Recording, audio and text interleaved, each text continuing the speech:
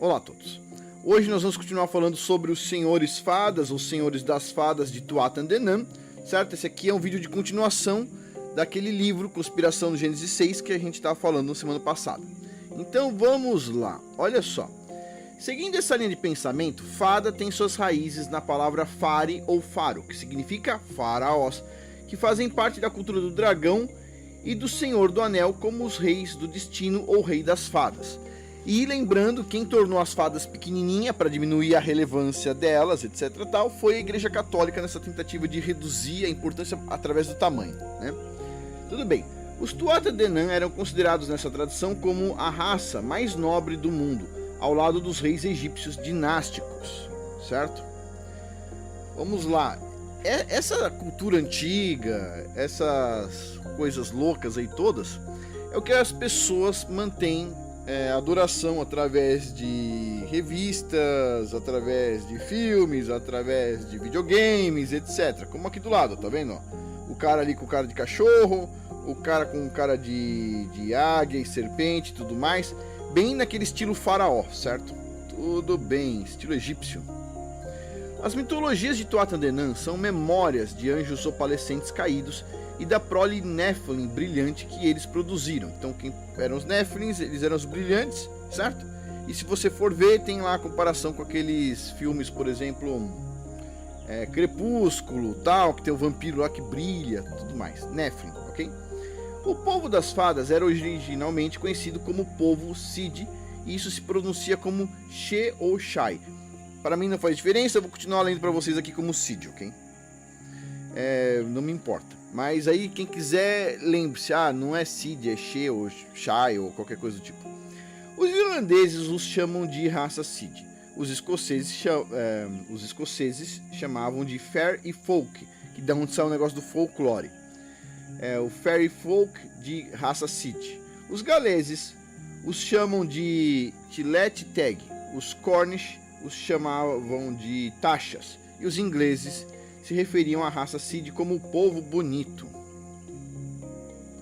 O povo Cid é lembrado como uma raça majestosa, com uma beleza maravilhosa.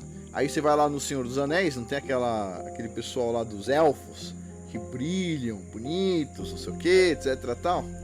Pois bem, a ordem mais elevada do povo Cid consistia em super-humanos, ou seja, os deuses antigos, que o pessoal chamava de deuses, certo? Que não tem nada a ver com o Criador. Estes eram a pequena nobreza, uma tribo muito nobre, uma raça de seres luminosos que vieram dos planetas. Anjos caídos. Existem dois seres de luz nessa categoria, os brilhantes pertencentes a esse mundo e o opalescente pertencente ao céu, né? Tá aí o brilhante pertencente a esse mundo. Lembra, sabe o que é isso aí, ó? Lembra o cocuns, não lembra? Tipo aqueles ovos assim, sabe aqueles seres brilhantes dos ovos, não sei se vocês assistiram aí, é meio velho o filme, mas cocuns, me lembra o cocuns, me lembra. Inclusive eles vão viver para sempre, né? Inclusive é comum, né, os répteis nascerem de ovos, né? Não são mamíferos, né? Não importa, vamos lá, continuando aqui. Então, de acordo com MacLup, os Tuatha Dé Nam superaram todos os outros povos da Terra na proficiência de todas as artes. Eles eram gigantes chamados deuses, que se pensava terem se originado nos céus. Eles vieram para a Terra com um grande tesouro de conhecimento. Eles foram reconhecidos como os eternos viventes. Quem está falando dos eternos agora, hein? Adivinha para o que a mente dessa geração está sendo preparada. Eu penso que pode demorar mais gerações, mas é muito interessante isso. Os eternos, né? Inclusive Marvel significa maravilhas. Sim, as maravilhas. Sim, só coisa bacana que tem na televisão. Vamos lá. Então eles foram reconhecidos como os eternos, que substituíram os gigantes formorianos deformados. Tuatha casou-se com gigantes formorianos que podem ter sido remanescentes da espécie de ciclope pré-diluviano. Os Tuatha Dé Nam também eram originalmente chamados de Cid Folk, ou fadas, junto com Firbolg e outros milesianos, que se combinaram para formar a tribo das fadas. Os Tuatha pós-diluvianos vieram da Sítia. A gente vai falar sobre os Sítians, tá? E também eram conhecidos como Citas Reais, as fadas originais da história. Os Tuatha então atravessaram o rio Danúbio, certo? Um rio que, se eu não me engano, cruza a Alemanha, inclusive, estabelecendo-se na Alemanha antes de migrar para a Noruega e Irlanda.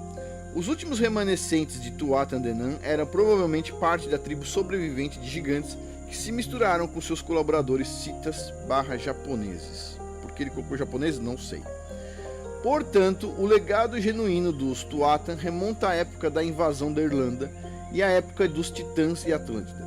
Tuatha Danann eram os iluminados eruditos, iniciados nas artes mágicas e no druidismo. Suas cidades eram lendárias, Falias, Fíndias, Gorias e Murias, de onde derivaram as lendas do Caldeirão da Pedra do Destino e de Excalibur.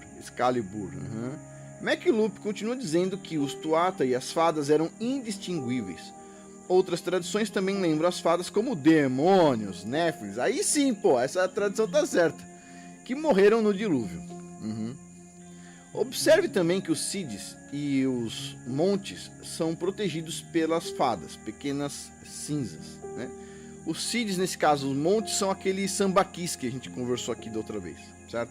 São umas rodas assim que o pessoal diz que os índios que fizeram, tem no mundo inteiro, e todos os índios resolveram fazer igual. Imagina, eles fizeram o seguinte, eles juntavam lá o que tinha que enterrar, o lixo, e aí eles faziam um monte de conchas em cima, para fazer aqueles montinhos. Imagina só, os caras têm um monte de lixo, ao invés de queimar, eles resolveram fazer o seguinte: vamos colocar uma capa de conchas em cima e vamos fazer esses montinhos de concha.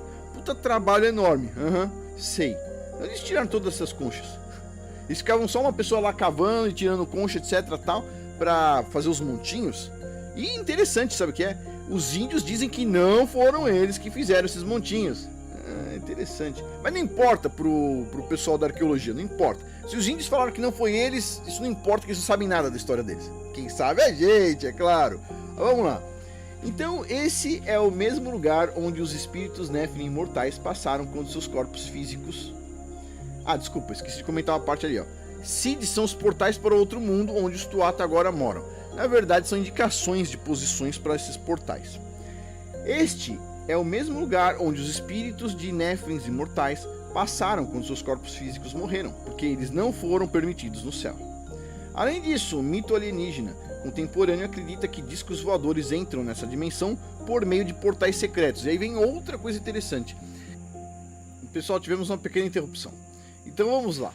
Então outra coisa interessante, eu estava falando, é que o chefe Joseph Riverwind, ele tinha um avô em Porto Rico, que era um chefe de uma aldeia indígena em Porto Rico, e ele diz, essa história aí tá marcada na mente do avô dele, ficou assim, ele contou muitas vezes, que ele estava numa canoa num lago em Porto Rico, e de repente, daquele lago, bum, saiu um disco voador e subiu, certo?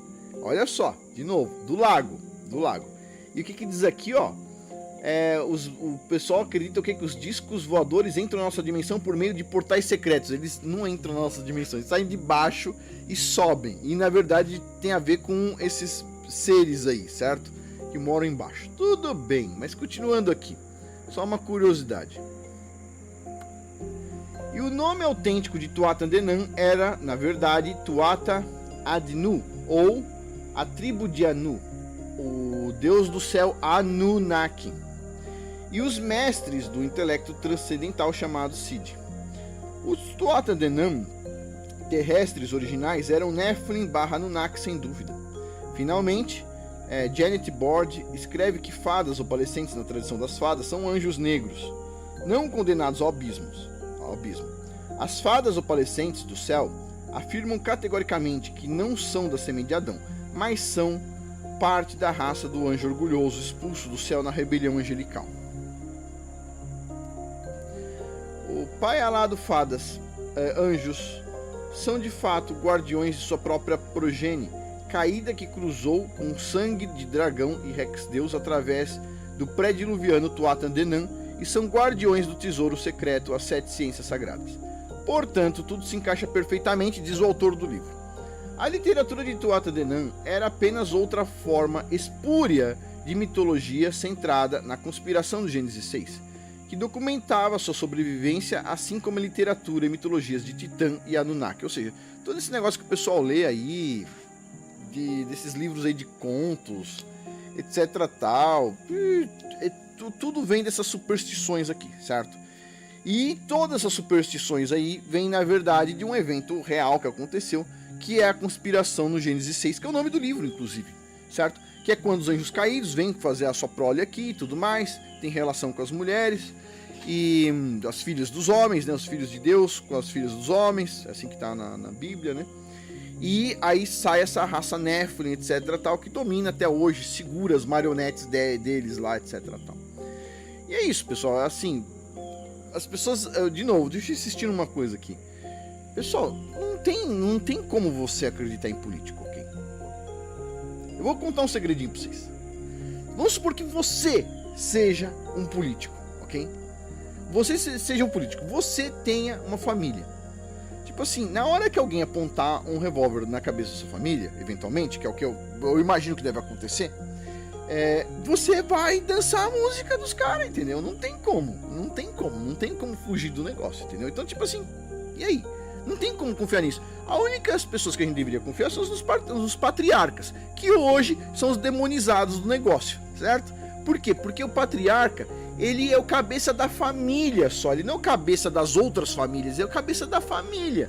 Então, se ele é o cabeça da família, ele tem um melhor interesse na família. E outra, no patriarcado é impossível você infiltrar um Nephilim. Por que é impossível? Porque o próximo patriarca é filho do anterior, percebe? Não tem como você infiltrar um Nephilim ali. Então, ou seja, já num governo onde você tem pessoas que controlam outras famílias, etc, tal, e pessoas, você sempre vai poder infiltrar, porque você pode controlar de diversas formas. No patriarcado é impossível controlar. É por isso que o patriarcado é demonizado. É por isso que nessa conspiração toda aí, sempre que você vê alguma coisa que tire valor do patriarcado, eles estão juntinhos com os demônios, ok? É por isso que eu falo o seguinte, por exemplo, vamos supor aqui, a política tira poder do patriarcado? Tira, ponto, tira poder do patriarcado. Porque quem deveria definir se a criança vai estudar homeschool ou não é o governo, é o patriarca. Quem deveria definir as regras de uma família é o patriarca, não o governo. Portanto, o governo tira a autoridade do patriarcado. Número 2, igrejas. O padre tá lá falando, etc, tal. Tá lá todo mundo falando. De repente o patriarca diz uma coisa, a mulher dele fala, mas faz diferente do que o padre falou. Aí o padre tem mais autoridade do que o patriarca. Acabou, certo? Tudo que tira a autoridade do patriarca vem dessa conspiração toda aí. Não se deve tirar a autoridade de patriarcas familiares. Ponto. A não ser que o cara se desvie muito, o cara se desviou, etc. Tal. Aí acontece, né? O cara desviou, tipo assim, você não tem que dar atenção pra isso aí, pô. Pro que o cara tá falando, porque ele se desviou do caminho. Né? Pois bem, mas vamos supor, um patriarca bíblico, você não deve se desviar do que um patriarca bíblico fala. Por quê? Porque ele é o único que tem interesse na família. Pois bem, dito isso, vamos lá. Eu sei, já deve ter um monte de gente batendo a cabeça na parede, o Afonso sempre fala disso, etc, tal. Eu preciso voltar no canal lá, Patriarcas no Comando, ficou comunidades bíblicas, etc, tal, porque eu recebi uma reclamação, mas já passou o tempo da reclamação, eu vou trocar de novo para Patriarcas no Comando. Por quê? Bom, porque eu acho que é interessante. Mas é isso, a nossa sociedade, ela tá corrompida inteirinha, porque ela é fácil de corromper, entendeu? Então vamos supor, todo mundo obedece um líder. Esse líder não tem vínculo familiar com ninguém, ele tem vínculo familiar com a família dele. Aí chega lá o Nephilim, por exemplo, aponta uma arma na cabeça dos filhos dele, sim, ele tem que tomar cuidado com os filhos dele, certo? Ele é um patriarca, tem que cuidar com os filhos dele. Tipo assim, aí o cara vai lá e vai dançar conforme a música para os filhos não se derem mal, entendeu? E aí, o que acontece? É por isso que toda a autoridade deveria ser patriarcal. Ok? Pois bem, dito isso, vamos lá. Então, fadas, anjos caídos, elementais e demônios são a raiz dos fenômenos alienígenas e dos guias espirituais e avatares que agora vemos dominando nossa evolução cultural. Revolução entre aspas, claro, evolução cultural. E perspectivas da sociedade moderna. Inclusive, se for ver, por exemplo, o Avatar, né? E colocou o termo Avatar aqui. O Avatar, aquele filme Avatar, que vai ter o 2 agora, os carinhas são azuis, né? Inclusive os indianos também adoram deuses azuis, né? Por acaso. Por acaso, por acaso. Você sabe o que você tá adorando quando você tá assistindo o filme? Não sabe, né? Pois é. Os caras adoram uma árvore e tal. Sim. Vamos lá, continuando aqui. Bom, no próximo vídeo a gente vai pra Casa Real. Vamos falar sobre a Casa Real dos Sintians. E é isso, a gente finaliza por aqui. Muito obrigado a todos aí pela atenção. Até mais.